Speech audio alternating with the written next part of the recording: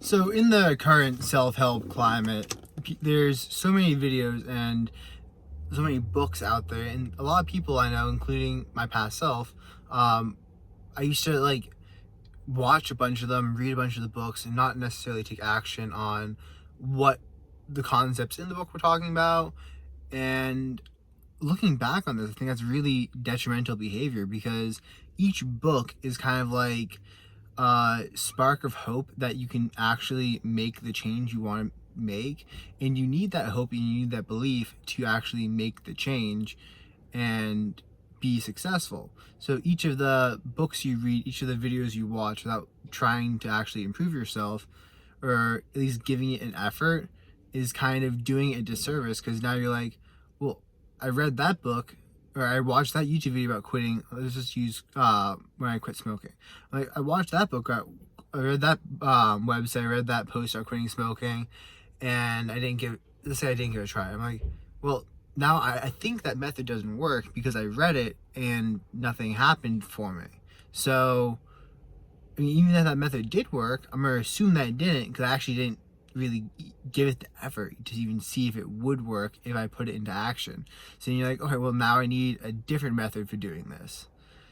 It's I don't know, it's kind of like the people who keep trying different diets and bouncing around. It's like, did you try the diet? Like, how long were you on the diet? Like, a lot of people, at least it's my belief that there's a lot of people who they try keto and they're like, oh, keto is not for me. I didn't get any of the benefits from it. Like, how long were you on keto? And they're like, oh, I was on it for a month. Like, how many carbs were you having?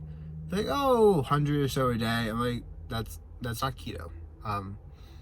They crappily did and tried a new thing without actually going all in on it and giving it the chance to succeed, and in doing so wound up writing it off completely and believing that they now had to move to the next thing. And I'm not saying you can't, knowing when to quit a new thing can be beneficial, because you don't always pick the best thing to do. Sometimes you pick things that you shouldn't be doing. Veganism. Sometimes you might get the idea, I want to try this one out. But you know what I did? I did it completely. I completely committed to veganism for 2 months. And it wrecked me. But I completely committed to it, which is why I can say for sure that I do not do well eating vegetables only. I don't really eat that many vegetables at all. But it's a horrible diet for me.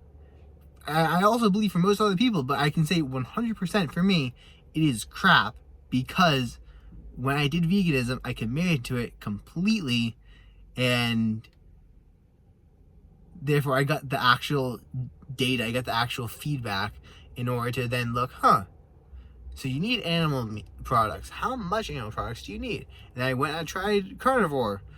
And see, one of the things that I didn't quite understand, that there's a nuance here. I did carnivore completely for a year-ish, and I wound up getting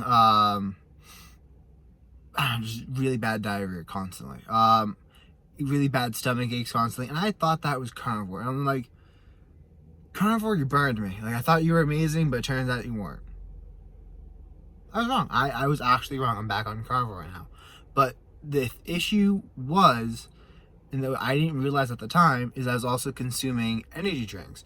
I was downing Bangs and Monsters and Mad Ponies or something. Like, I was Celsius. I was drinking all of them, and the artificial sweeteners in them and the flavorings are horrible for your gut lining, which was causing leaky gut syndrome, which means I wasn't getting the nutrients I needed, which is why I had to take so many freaking supplements, and just literally 8 magnesium pills a day, 12 salt pills a day. I was literally just taking so many supplements. I do believe supplements are beneficial. I do still take supplements. I don't think you should be pounding 12 salts and 8 magnesiums on a base level, and when I say salt, I mean grams, like actual triple O capsule, 1 grams, as a base without even doing that much physical exercise.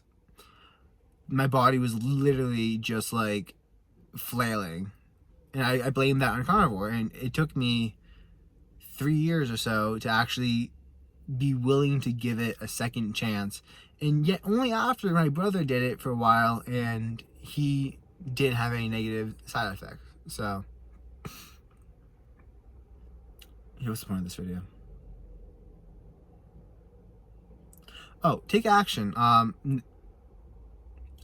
Make a list when you read the books, watch the videos, and actually put that stuff into practice, and then don't allow yourself to read other books or like do other things until you actually have put some of those, like I say most of those ideas into practice, at least a decent amount of them. Because once you get that other book, now you're gonna be thinking of those ideas.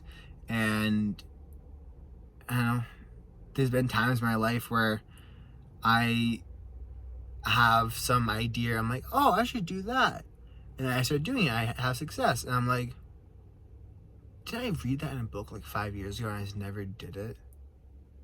I wonder what my life would be like if I had taken action on that instead of just moving on to the next video that YouTube is recommending to me. Peace out.